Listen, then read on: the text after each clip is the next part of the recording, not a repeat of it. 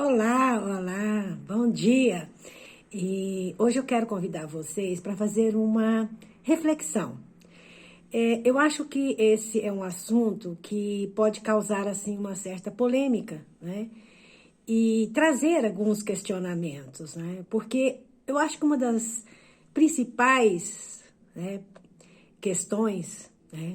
Talvez, não sei, seja a principal questão, é nós entendermos como nós conduzimos a nossa vida. Se realmente está em consonância, em ressonância com a verdade. Pelo menos a verdade que eu quero, que eu sinto. Porque muitas das vezes a gente acaba sentindo, percebendo que a gente está indo por um caminho um pouco ilusório, devido a crenças, a padrões, né, que foram sendo sedimentados na nossa mente. E no nosso coração, nem tanto, porque o coração, eu acredito que ele discerne um pouco mais. Então, essa luta da mente e do coração, eu penso que deve ser, assim, bastante intrigante para nós, porque muitas das vezes a gente se vê mesmo nessa situação. Ora, eu penso isso porque eu vejo a situação, o sistema, as pessoas, né, a própria crença, a educação que eu recebi, as informações, enfim, me levam a pensar dessa maneira. Mas lá dentro, de repente, eu sinto algo que difere um pouco disso, né?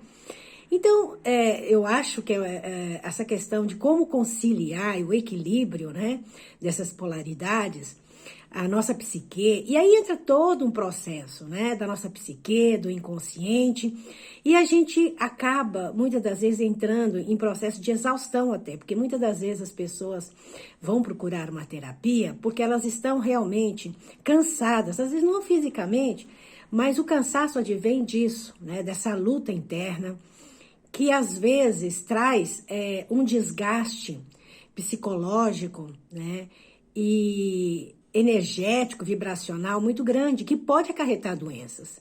Geralmente as doenças advêm disso aí, né, desse processo de crise, né, interna. Eu já passei por isso, acho que todos nós, de vez em quando a gente passa, porque são processos, graduações que a gente vai tendo, né? Conforme a gente vai entrando numa experiência de um pouco mais maturidade, você vai percebendo que muitas das coisas que você tinha antes, você começa a elaborar de uma outra forma. Então, essas crises, entre aspas, ou esses processos, né, de estágios diferentes, acontecem na vida de qualquer um de nós.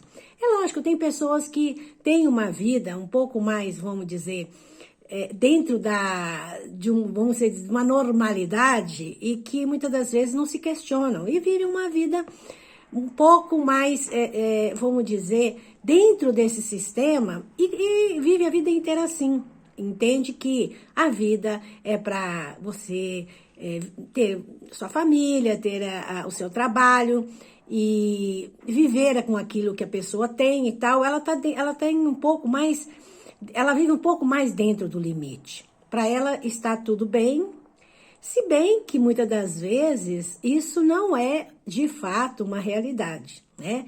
Isso é um condicionamento, mas isso aí vai de pessoa para pessoa. Mas o que eu querendo trazer aqui, muitas das vezes eu me pego, né, questionando determinados tipos de acontecimentos, né? Muitas das vezes a gente, ou algum de nós, tem preferências por filosofias, crenças, religiões, ideologias, né? E às vezes a gente se pega, né? Realmente assim numa encruzilhada. Poxa, mas eu acreditava nisso aí. Eu estou vendo que não é bem isso que eu estou percebendo. E aí entra realmente eu acho que inclusive é um desafio muito grande. E é um momento, talvez, de um crescimento. Porque quando acontece isso, a gente tem que fazer assim a avaliação dos dois lados. Olha, eu vou dar uma experiência. Eu fui criada numa família muito interessante, acho eu. O meu avô era comunista. Ele veio da Espanha, né? E como ele veio fugido do Franco, né? Na época era um regime totalitário, ele tinha verdadeiro pavor, né? de todo esse processo que ele tinha vivido. Mas, ao mesmo tempo, ele achava que vamos dizer, o pensamento comunista era um pensamento real, que estava querendo, que deveria ser imposto no mundo, porque ele ia trazer uma melhor redistribuição de renda e aquela coisa toda. E chegando no Brasil, ele se filiou a determinados partidos. Na época, o comunismo era não era aceito, né, no Brasil. Quando ele começou, nem tanto, mas depois entrou a era aí dos militares e tal, e ele começou, então, a sofrer aí determinadas sanções, e ele precisou fugir. E o meu pai, na época, era da direita, totalmente da direita. Meu pai, inclusive, foi vereador 2 mandatos e tudo. Então, havia essa... Mas nós vivíamos juntos, a gente convivia junto. Teve uma época que nós morávamos juntos, né? Meus avós com os meus pais. Então, em casa, a gente tinha um respeito. Não havia, assim, uma agressão. Às vezes, conversavam até bastante, de uma forma bastante forte, mas jamais sem meu pai e meu avô se agredirem. E teve uma época muito interessante que meu pai ele assumiu a delegacia na época, porque houve um processo de transição, e meu pai foi assim, um substituto na época, isso por pouco tempo.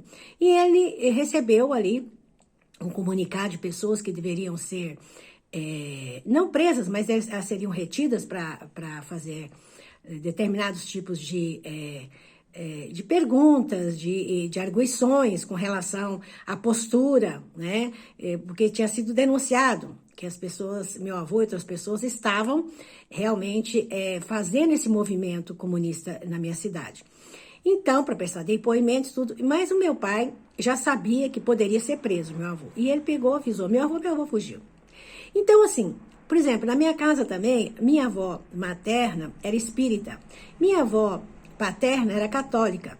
Então, assim, e naquela época, ser espírita era uma coisa bastante complicada. Enfim, então eu cresci dentro dessas duas versões. E para mim isso foi fundamental. Porque eu sempre procurei, na minha vida, olhar os dois lados, né? E hoje a gente está vendo isso, um mundo polarizado, né? A gente percebe nas redes sociais, percebe na política, na economia, nas tradições, nas religiões, bastante radicalismo até, né? As pessoas às vezes não toleram o que uma pensa, o que outra pensa, não existe a possibilidade do contraditório. Não, eu penso assim e a minha verdade é verdade, né? Eu penso que a gente precisa fazer uma avaliação, né? Porque muitas das vezes, quando a gente passa, e as experiências que a gente vem passando, podem trazer para nós mudanças no nosso modo, e isso é muito saudável. Você sabe por quê? Porque a gente vai procurando ter a mente ágil. Cada vez mais que a gente começa a se questionar, peraí, mas eu pensei assim, mas eu tô vendo outras coisas acontecerem que não é bem aquilo que eu imaginava. E esse tipo de exercício é importante porque faz com que a gente trabalhe a nossa visão e ampliar aquilo que muitas das vezes a gente tem como dogmas. E eu penso que a pessoa que tem uma mente ágil assim, ela não envelhece, ela está sempre entrando no processo de reformulação. E isso é muito saudável, não só a nível mental, como a nível da alma. Porque quando a gente realmente abre a nossa percepção para algo maior e questiona e realmente começa a compreender que o nosso entendimento, ele passa por um processo de vivência. Muitas vezes a gente tem coisas na teoria que quando na prática a gente vai perceber que não é bem assim. Então, assim, a minha reflexão é isso, né? É realmente a gente entender e procurar, né, compreender como que a gente elabora a nossa consciência. Como está a minha consciência? Porque a consciência, ela está acima, né, de qualquer, vamos dizer, pressuposto, né, que a gente tenha. É quando a gente angaria determinada sabedoria e aquilo fica intrínseco à nossa alma, né? Então, como anda a minha consciência, minha alma? Né? A minha trajetória está em consonância com aquilo que eu realmente quero para mim, o que lá no fundo eu realmente entendo e percebo que é saudável, que realmente vai me trazer um benefício para mim e para os outros, porque é importante, quando a gente está num processo de consciencial, perceber o que aquilo significa, o que eu quero, o que eu faço, as minhas atitudes, o que significa para mim e para os outros.